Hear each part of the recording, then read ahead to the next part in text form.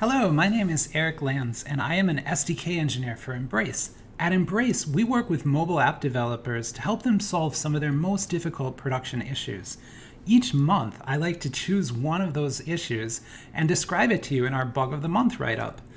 I want to explain how they hit that bug, what the root cause of the bug is, and what you can do in your own applications now to prevent yourself from hitting that bug.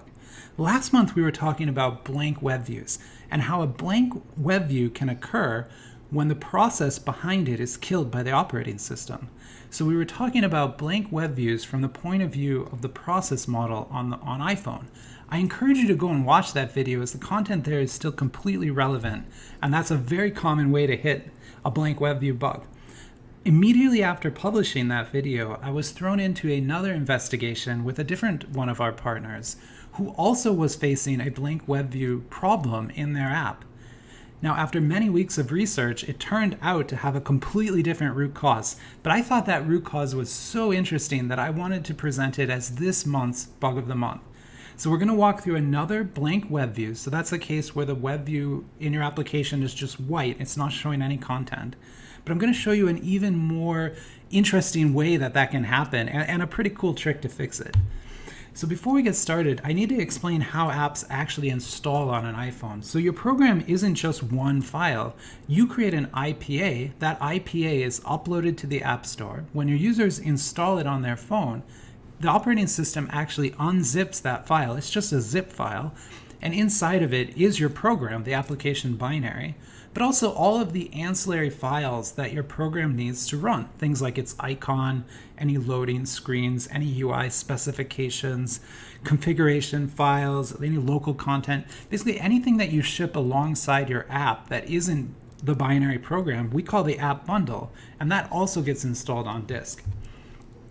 So in a more complex app, you're going to have a binary, you'll have some bundled content, but you might be using some frameworks. So our partner's application was using a very popular framework called GCD Web Server. GCD Web Server is like a local HTTP server that is inside your app.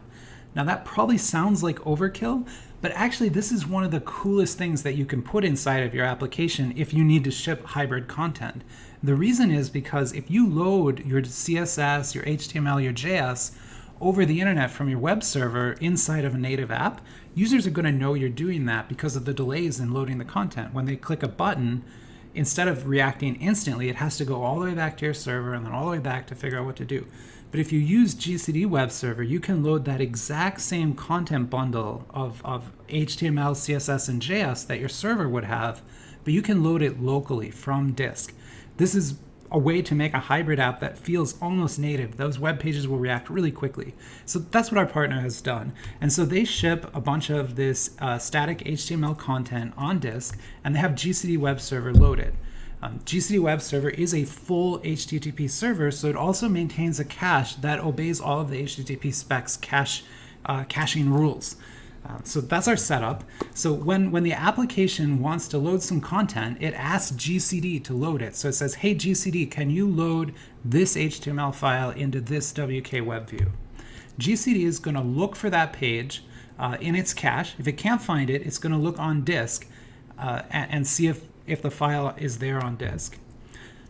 Or it'll look inside of its cache. It's basically going to try to return that file in the most performant way that it can. Now, in order to understand this bug, I've got to teach you another concept, which is downgrading.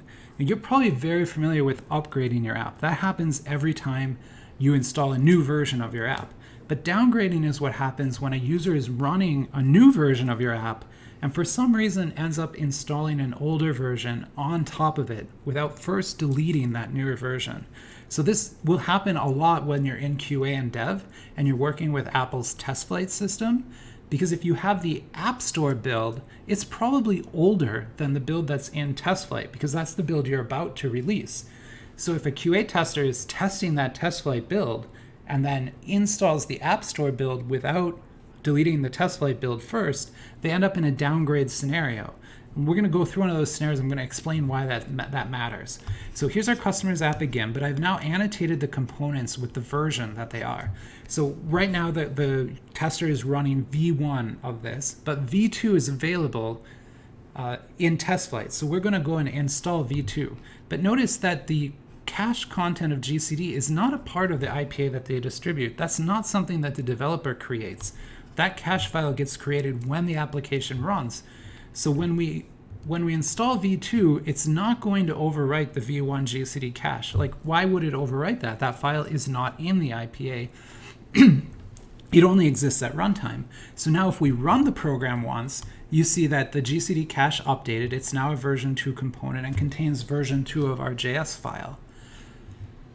But now we're going to downgrade. So our QA tester did that. They're running, whatever the newest version is, but now they're going to go back to the App Store version of the app. But we have to pay attention here because GCD has a v2 cache. This is the test flight version of the cache content. So when they installed the v1 from the App Store, now all those components are in place, but this cache is a v2 cache. So what is going to happen next?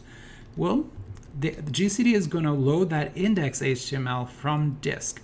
The reason it's going to do that is because the file names match and the content on disk is the same as the content in the cache. But GCD is going to load main CSS from disk, same exact reason. But the JS file is going to be a little different because in GCD's point of view, the file that it has in its cache is actually a better version of that file than the one that's on disk. Assuming they have exactly the same file names. So in this case, GCD is returning the cached version of the JavaScript while it returned the on-disk versions of the HTML and CSS. Unfortunately for our partner and for most websites, loading a different version of JS than you do HTML is often incompatible and will result in the page not loading at all. And you would, on your developer console, you would use Chrome developer tools to figure this out or something.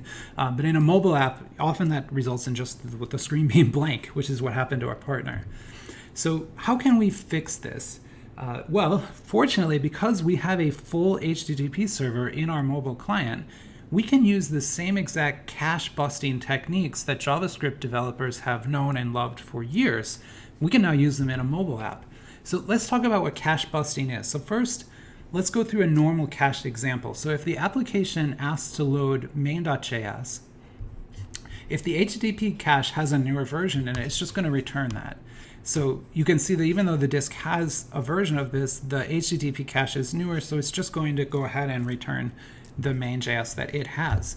But the way you can bust through that and make sure that you're always loading the latest JS and never loading a cached version is by adding a dynamic property to the query parameters of your request. So in most cases, what we do is we get the timestamp from the system and we set it to a query parameter. So this would be load main.js query v equals, and this would be a timestamp that we dynamically generate at runtime. Because we're sending a dynamic property in, the HTTP cache cannot return the static copy of the main.js. It has to query the real JS file on disk in order to evaluate what to do with this property because the HTTP server doesn't know what to do with it. So this cache busting technique is very old and well loved by JavaScript developers everywhere as a way to sort of work around this kind of problem when you're dealing with HTTP servers that have strong caching. So let's summarize this bug. So blank web views have many root causes. So we talked last month about the process model being a possible root cause of a blank web view. And now this month, I'm showing you a whole new scenario around local web content and caching that also leads to blank web view. So the lesson is if your app is showing a blank web view, you really can't assume at the root cause because there's so many possible reasons that that could be going wrong. Local web servers are a great way to boost performance. So I didn't make this video to knock on GCD Web Server. GCD Web Server did everything it could to possibly make this app successful. It was doing everything according to spec. The problem was just not understanding how an HTTP cache works. But you need to look out for those issues. If you're going to include hybrid content in your mobile app, then you have to deal with HTTP caching issues just like every JavaScript developer has been doing their entire careers. And that problem gets especially bad if you have static content that you can downgrade. the way I've shown you in this presentation. But then the bright side is cache busting works on mobile too. Like, of course it would work. If you have a full HTTP server that has, well-behaving cache, you can bust through that cache using a dynamic query parameter, just like we do on the JavaScript side. So I hope you enjoyed this exploration of another blank web view. Please send me any interesting bugs that you get. I'm going to keep my own eyes open, and hopefully next month we have something even more interesting to show you. Thank you very much.